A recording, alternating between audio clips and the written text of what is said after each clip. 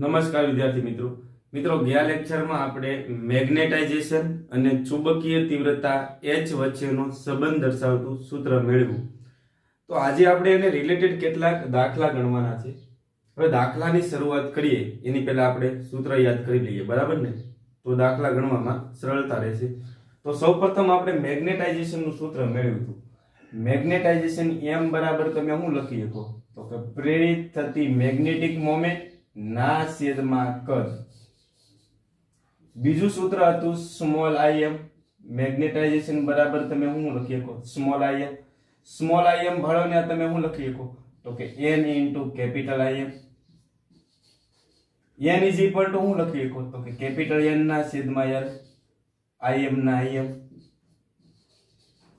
પછી મેગ્નેટાઇઝેશન નું ત્રીજું સૂત્ર શું આવશે? તો કે b upon μ0 minus h. Okay, હજી એક સૂત્ર લખવું હોય મેગ્નેટાઇઝેશન નું તો શું આવે? chi m into h. તો આટલા સૂત્ર છે એ મેગ્નેટાઇઝેશન ના હતા. અચ્છા, ચુંબકીય તીવ્રતા h નું સૂત્ર લખવું હોય તો h ઇઝ ઇક્વલ ટુ શું આવે કયો? એક તો સ્મોલ if આવશે. સ્મોલ if ભાળો તમે શું લખશો? n into capital if. હવે small n is equal to શું થાય? તો કે કેપિટલ n ના છેદમાં l, if ના if. તો આ ચુંબકીય તીવ્રતા h નું સૂત્ર થયું. m અને h વચ્ચેનો સંબંધ દર્શાવતું સૂત્ર શું હતું? તો કે m બરાબર chi m into h. Okay, ત્યાર પછી સાપેક્ષ પરમિએબિલિટી નું સૂત્ર શું થાય? તો કે μr બરાબર μ ના છેદમાં μ0. માધ્યમની પરમિએબિલિટી અને શૂન્યાવકાશની પરમિએબિલિટીના ગુણોત્તરને શું કહેવાય? સાપેક્ષ પરમિએબિલિટી. અને એનું સૂત્ર શું આવે? તો કે chi m plus 1. ત્યાર પછી જ્યારે શૂન્યાવકાશ હતું ત્યારે ચુંબકીય ક્ષેત્ર કેટલું હતું? તો કે μ0 ઇન્ટુ if હતું. યાદ આવે છે ને? if બરાબર તમે શું લખશો? h. અને દ્રવ્ય દાખલ કર્યા બાદ ચુંબકીય ક્ષેત્ર કેટલું થઈ ગયું? તો μ0 ની જગ્યાએ તમારે શું લખવાનું? μ ઇન્ટુ h. હવે μ ની અંદર શું સમાયેલું હોય તો તમને ખબર છે કે μr ઇઝ ઇક્વલ ટુ શું થાય? μ ના છેદમાં μ0. ધ્યાન રાખજો, દાખલા ગણવામાં કામ આવશે. μr બરાબર શું થાય? μ ના છેદમાં μ0. તો μ ઇઝ ઇક્વલ ટુ શું થાય? μ0 ઇન્ટુ μr થાય. તો એ કિંમત તમે અહીંયા મૂકી શકો, સૂત્ર બનાવી શકો. તો μ ભાળોના તમે શું લખી શકો? μ0 ઇન્ટુ μr ઇન્ટુ શું થશે કયો? s તો રહેવાના જ તે. μ બરાબર તમે શું લખ્યા? μ0 ઇન્ટુ μr અને h ના h. તો આટલા સૂત્રનો ઉપયોગ કરીને આપણે એક સરસ મજાનો દાખલો ગણવાનો છે. એ દાખલો છે સ્વાધ્યાયનો 10મો. તો 10મા દાખલામાં તમને માહિતી એમ આપી છે કે એક સોલેનોઇડ લેવાનો છે. હવે સોલેનોઇડ ની અંદર એના ગર્ભમાં એક દ્રવ્ય ભરી દેવાનું છે. હવે જે દ્રવ્ય ભરો છો એની સાપેક્ષ પરમિએબિલિટી આપી છે 400 તમને. હવે સોલેનોઇડ માંથી આપણે 2 એમ્પિયર વિદ્યુત પ્રવાહ પસાર કરવાનો છે. આપણે પ્રવાહ પસાર કરવાનો છે એટલે મુક્ત પ્રવાહ થઈ ગયો. તો એ રકમમાં તમને આપ્યો 2 એમ્પિયર અને 1 મીટર લંબાઈ દીઠ આટાની સંખ્યા આપી તમને 1000. એટલે તમને એકમ લંબાઈ દીઠ આટા આપ્યા કહેવાય. ખાસ ધ્યાન રાખજો, એ આપ્યા છે 1000. તો પહેલો પ્રશ્ન કર્યો કે ચુંબકીય તીવ્રતા h ગણો. તો h ગણવા માટે સૂત્ર આપણી પાસે હાજર છે, બરાબર ને? h is equal to small if ને small if is equal to લખો n ઇન્ટુ કેપિટલ if. તો પહેલો પ્રશ્ન સોલ્વ કરીએ. ચુંબકીય તીવ્રતા. કેવી? ચુંબકીય તીવ્રતા. તો h ઇઝ ઇક્વલ ટુ સૂત્ર શું થાય? n into if. Small n તો તમને રકમમાં આપેલો છે, કેટલા છે? 1000. અને if કેટલો છે? 2. 1000 ગુણ્યા 2 એટલે 2000 થયા. અને એમ ન લખો તમે આમે લખી શકો ને 2 ગુણ્યા 1000 એટલે 10 ની 3 ઘાત. હવે ચુંબકીય તીવ્રતા h નો એકમ શું આવશે? યાદ રહ્યું? એમ્પિયર પ્રતિ મીટર. એમ્પિયર પ્રતિ મીટર. તો પહેલો પ્રશ્ન સોલ્વ થયો. બીજો પ્રશ્ન હું પૂછ્યો ચુંબકીય ક્ષેત્ર ગણો. હવે ચુંબકીય ક્ષેત્ર ગણવા માટે આપણી પાસે સૂત્ર હાજર છે કે કોઈ દ્રવ્ય દાખલ કરી ગયો ત્યારે ચુંબકીય ક્ષેત્ર b કેટલું થઈ જાય? μ ઇન્ટુ h. તો ચુંબકીય ક્ષેત્ર b ગણવાનું છે. b ઇઝ ઇક્વલ ટુ શું થાય? મને કહેશો μ ઇન્ટુ h. તો પાછું μ ની અંદર શું સમાયેલું છે? તો કે μ0 into μr. μ0 into μr. h ના h. બધી વસ્તુ તમને ખબર છે. મ્યુ 0 બરાબર કેટલા મૂકશો? 4 ગુણ્યા 10⁻⁻⁷. મ્યુ r રકમમાં કેટલા આપ્યા છે? 400. બરાબર ને? તો મ્યુ r બરાબર મૂકી દો 400. અચ્છા, h ચુંબકીય તીવ્રતા આપણે એ ગણેલી છે 2 ગુણ્યા 10⁻³ પાઈ બરાબર 3.14 મૂકી દેશો. પછી તમે આનો હિસાબ કરશો ને એટલે લગભગ 1 ટેસ્લાની નજીક આવે.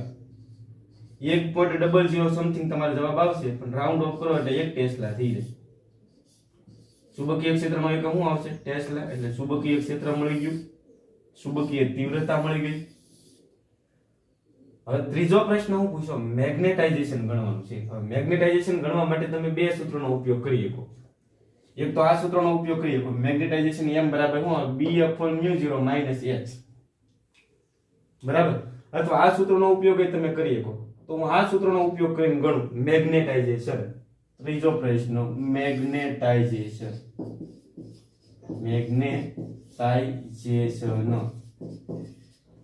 તો મેગ્નેટાઇઝેશન m બરાબર શું થાય?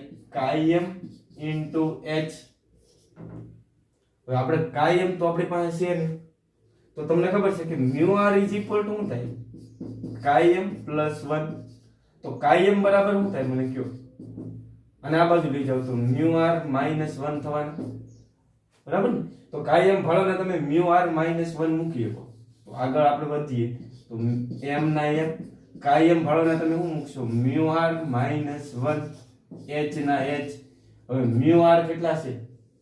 μr તમારી પાસે 400, માઈનસ ના માઈનસ, 1 ના 1, અને h બરાબર ચુંબકીય તીવ્રતા કેટલી છે? 2 ગુણ્યા 10⁻³ હવે આ થાય 399.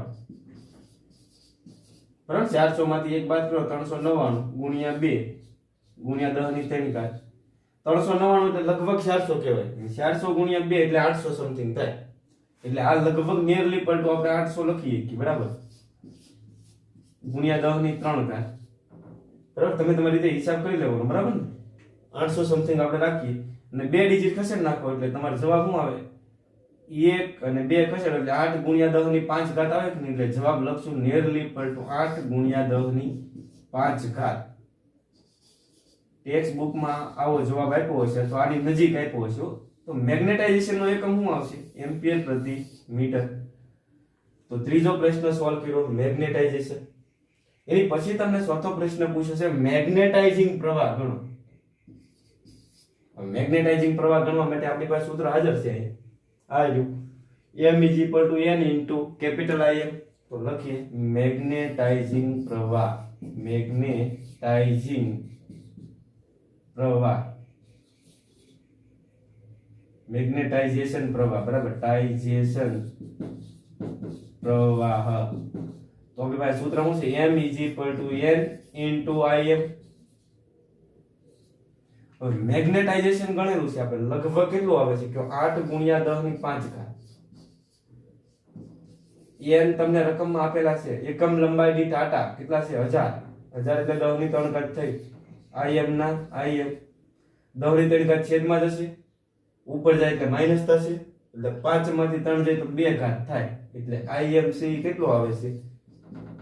8 ગુણ્યા 10⁻² ની નજીક આવશે. પરફેક્ટ 8 નથી આવતો, એ જે એકવાર કહો, આપણે અહીં રાઉન્ડ ઓફ કરેલું છે. 8 ગુણ્યા 10⁻², 2 એટલે 100 થયા ને, એટલે 800 થવાના. બરાબર? નિયરલી પલટુ 800 એમ્પિયર સમથિંગ આવે છે વિદ્યાર્થી મિત્રો. ટેક્સ્ટ બુકમાં તમારે 794 સમથિંગ આપ્યું હશે, પણ એનું કારણ છે આપણે રાઉન્ડ ઓફ કરેલું. એટલે અહીં નિયરલી પલટુ 800 કરી નાખો, તમારો જવાબ કઈ ખોટો પડશે નહીં. તો આ તો સ્વાધ્યાયનો 10મો દાખલો, સરસ મજાનો દાખલો છે, પૂછાઈ જાય એવો છે. તો હોમવર્કની અંદર તમારે એક દાખલો ગણવાનો છે. તમારે અહીં μr આપી દે 500.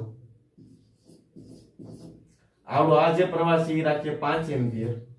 એકમ લંબાઈ દીઠ આટાની સંખ્યાને હું કરી દઉં અહીંયા 800. તો આ બધી વસ્તુ તમારે ગણવાની છે. હવે તમને Km ગણવાનું કીધું હતું. Km એટલે આપણી પાસે સૂત્ર હાજર છે, μr = Km + 1. આમાં Km તમને પૂછ્યું નથી, પણ ગણી કઈ રીતે એકો? તો μr તમારી પાસે હાજર છે, કેટલા છે? 400.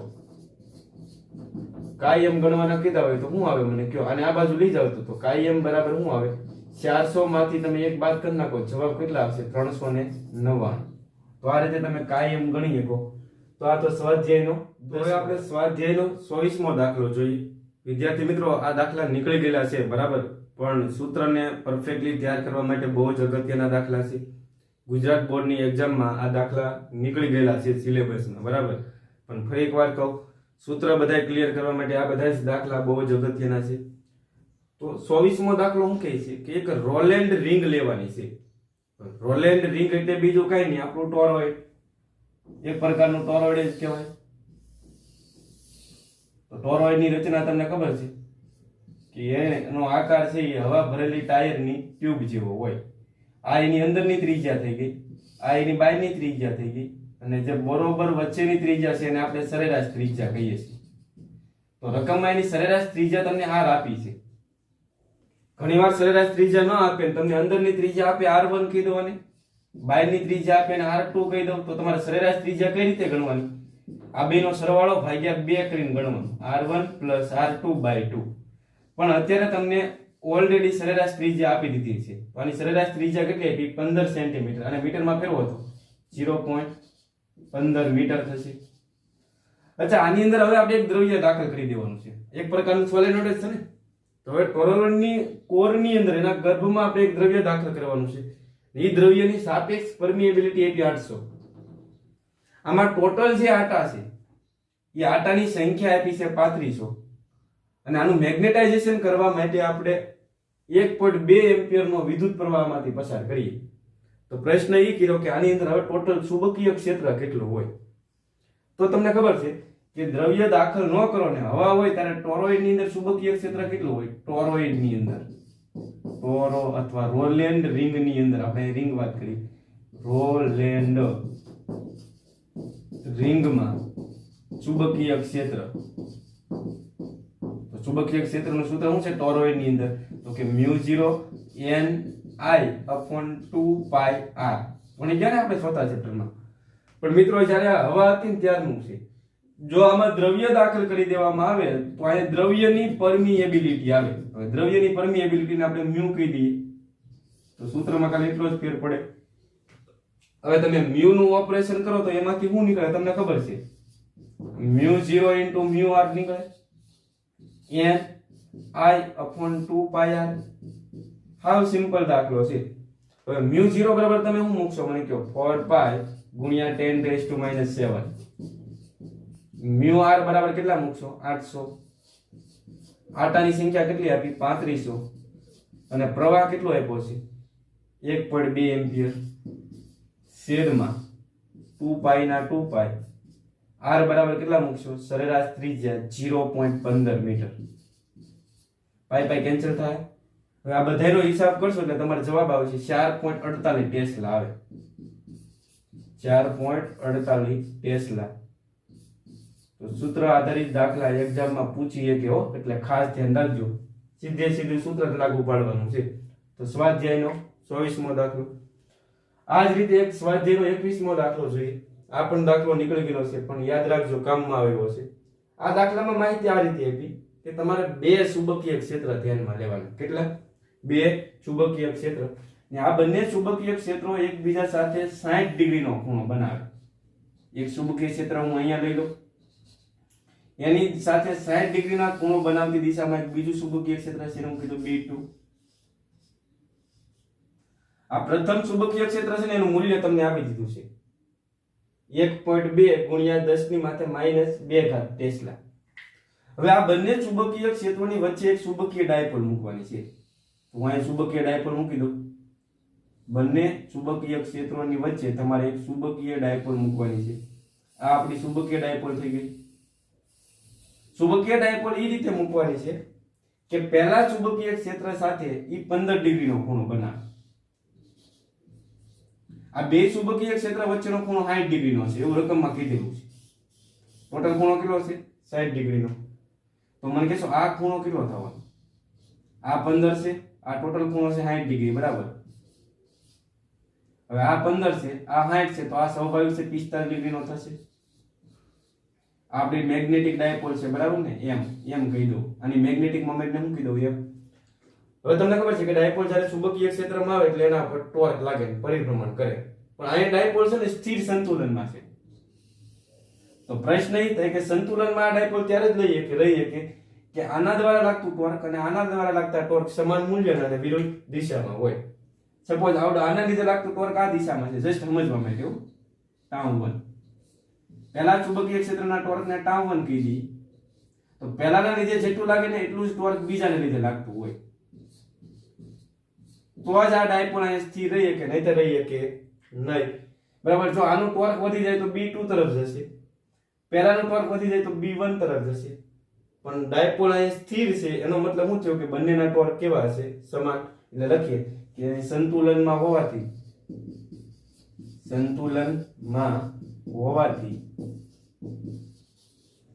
બંને ટોર્ક કેવા થઈ જાય છે? સમાન. τ1 બરાબર τ2. તો τ1 એટલે શું? તો કે પહેલા ચુંબકીય ક્ષેત્રને લીધે ડાયપોલ ઉપર લાગતું ટોર્ક. તો ટોર્કનું સૂત્ર શું છે? τ બરાબર mb sin θ. ડાયપોલની મેગ્નેટિક મોમેન્ટ તો એમ જ છે, પણ ચુંબકીય ક્ષેત્ર કોનું આવશે? પહેલાનું. અને પહેલો મેગ્નેટિક મોમેન્ટ સાથે કેટલા ડિગ્રીનો ખૂણો બનાવે છે? 15 ડિગ્રીનો. અને આપણે θ1 કહી દઈએ. અચ્છા, બીજાને લીધે ટોર્ક કેટલું લાગે? બીજાને લીધે તો સૂત્ર શું છે? τ બરાબર mb sin θ. m એટલે આની મેગ્નેટિક મોમેન્ટ, b એટલે બીજાનું ચુંબકીય ક્ષેત્ર ધ્યાનમાં લેવું જોશે, અને બીજું ચુંબકીય ક્ષેત્ર સાથે કેટલો ખૂણો બનાવે એને હું કીધું θ2. તો m તો કેન્સલ થાય કે નહીં? તો રકમમાં તમને B2 ગણવાનું કીધું છે, તો B2 શું આવે? બીજું ચુંબકીય ક્ષેત્ર. તો આને આ બાજુ લઈ જાવ તો B1 sin θ1 છેદમાં sin θ2. તો B1 ની કિંમત મને લખાવશો? આ આપેલી છે 1.2 ગુણ્યા 10 ની માથે -2 ઘાત. અને θ1 કેટલો છે? પહેલો મેગ્નેટિક સાથે કેટલો ખૂણો બનાવે? 15 ડિગ્રીનો. તો અહીંયા આવશે sin 15 છેદમાં sin θ2. θ2 કેટલો છે? બીજો છે એ ડાયપોલ કેટલો ખૂણો બનાવે? તો 45 ડિગ્રીનો. તો હવે જો તો 1.2 ના 1.2 ગુણ્યા 10 ની માથે -2 ઘાત. નેચરલ સાઈનમાં sin 15 ડિગ્રીનું જોશો તો તમારો જવાબ આવશે 0.2588. તમારે જોવાનું છે જાતે. બરાબર. અને sin 45 ની કિંમત થાય 1/√2. તો 1/√2 ને ઉપર લઈ જાઓ એટલે √2 અહીંયા આવશે. ને આ બધાનો હિસાબ કરશો એટલે જવાબ આવશે 4.4 ગુણ્યા 10 ની માથે -3 ઘાત ટેસ્લા આવે. તો બીજાનું ચુંબકીય ક્ષેત્ર છે એ આટલું હોય. તો આ તો સ્વાધ્યાયનો 21મો દાખલો. મને એવું લાગે કે આ દાખલા ગણાવ્યા જેવા છે. બેટા સૂત્ર આધારિત છે, ખાસ કરીને ગણાવીએ છીએ આપણે. બરાબર ને? નીકળી ગયેલા છે એમાંથી. બરાબર. તો વ્યવસ્થિત રીતે 21મો દાખલો લખી નાખો. તો હવે સ્વાધ્યાયનો 8મો દાખલો જોઈએ. 8મા દાખલાની અંદર તમારે એક સોલેનોઇડ ધ્યાનમાં લેવાનો છે. સોલેનોઇડમાં આટાની સંખ્યા આપી 2000. આડછેદનું ક્ષેત્રફળ તમને આપ્યું 1.6 ગુણ્યા 10 ની માથે -4 ઘાત મીટરનો સ્ક્વેર. અને એમાંથી પસાર થતો વિદ્યુત પ્રવાહ આપ્યો છે 4 એમ્પિયર. તો તમને એની મેગ્નેટિક મોમેન્ટ ગણવાની કીધી, ચુંબકીય ચાક માત્રા. તો સોલેનોઇડ માટે મેગ્નેટિક મોમેન્ટનું સૂત્ર તમને ખબર છે. બે પ્રશ્ન પૂછ્યા. પહેલામાં તમારે શું ગણવાનું છે? Magnetic moment. તો m બરાબર સૂત્ર શું છે સોલેનોઇડ માટે? ms બરાબર n i a. બધી વસ્તુ હાજર છે. n બરાબર મૂકી જો 2000, i બરાબર મૂકો 4 અને a બરાબર મૂકો 1.6 ગુણ્યા 10 ની માથે -4 ઘાત. આ બધાનો હિસાબ કરો એટલે તમારો જવાબ આવશે 1.28 એમ્પિયર ઇન્ટુ મીટર સ્ક્વેર લખો અથવા જૂલ પર ટેસ્લા લખો, કોઈ પણ લખી શકો. બરાબર. પહેલો પ્રશ્ન. બીજો પ્રશ્ન એ પૂછ્યો છે કે આ જે સોલેનોઇડ છે ને એને તમારે ચુંબકીય ક્ષેત્રમાં મૂકવાનો છે. ચુંબકીય ક્ષેત્ર તમને રકમ આપી દીધું છે. બી નું મૂલ્ય કેટલું છે? તો કે 7.5 ગુણ્યા 10 ની માથે -2 ઘાત ટેસ્લા. અને ક્ષેત્ર સાથે 30 ડિગ્રીના ખૂણે મૂકવાનો છે. તો આ આપણો સોલેનોઇડ થયો. ક્ષેત્ર સાથે કેટલા ડિગ્રીના ખૂણે મૂકવાનો છે? 30 ડિગ્રીના ખૂણે. સોલેનોઇડ હોય એટલે એમાં બે ધ્રુવ પ્રેરિત થયા છે. S ધ્રુવ પ્રેરિત થયો હશે અને N ધ્રુવ પ્રેરિત થયો હશે. બરાબર. અહીંયા આપણે N રાખીએ અને અહીંયા રાખીએ H. તો આ સોલેનોઇડ ઉપર લાગતું ટોર્ક ગણવાનું છે અને બળ ગણવાનું છે. હવે બળ તો કેટલું થાય? તો કે આ ધ્રુવ ઉપર જેટલું બળ લાગે ને એટલું જ બળ આ ધ્રુવ ઉપર લાગશે. એટલે બંને બળો સમાન મૂલ્યના અને પરસ્પર વિરુદ્ધ દિશામાં. એટલે પરિણામી બળ કેટલું થઈ જાય? 0. એટલે લખીએ અહીં સોલેનોઇડના ચુંબકીય ધ્રુવો પર લાગતા બળો સમાન મૂલ્યના અને વિરુદ્ધ દિશામાં હોવાથી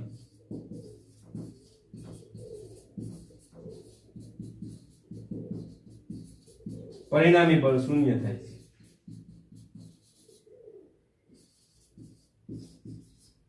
પરિણામી બળ કેટલું થશે? શૂન્ય. તો બળ ગણવાની કઈ જરૂર નથી, પણ ટોર્ક લાગવાનું છે ને, તો ટોર્ક ટાઉ બરાબર શું આવશે? ટોર્ક ટાઉ બરાબર સૂત્ર શું છે? mb sin theta. m એટલે મેગ્નેટિક મોમેન્ટ, એ ઓલરેડી આપણે ગણેલી છે. કેટલી છે? પહેલા કેસમાં ગણી 1.28. b એટલે ચુંબકીય ક્ષેત્ર, કેટલું આપ્યું છે તમને? 7.5 ગુણ્યા 10 ની માથે -2 ઘાત, અને થીટા કેટલો છે? 30 ડિગ્રી. તો 1.2 ગુણ્યા 7.5 ગુણ્યા 10 ની માથે -2 ઘાત, અને sin 30 ની કિંમત થાય 1/2. આનો હિસાબ કરશો એટલે જવાબ તમારે આવશે 48 ગુણ્યા 10 ની માથે -3 ઘાત. કેટલો આવશે? 48 ગુણ્યા 10 ની માથે -3 ઘાત જૂલ પર ટેસ્લા. ફૂલ શુભ લેવી દઈએ, બરાબર? સોરી, જૂલ આવશે. તો ટોર્ક ગણતા આવડી જાય કે નહીં?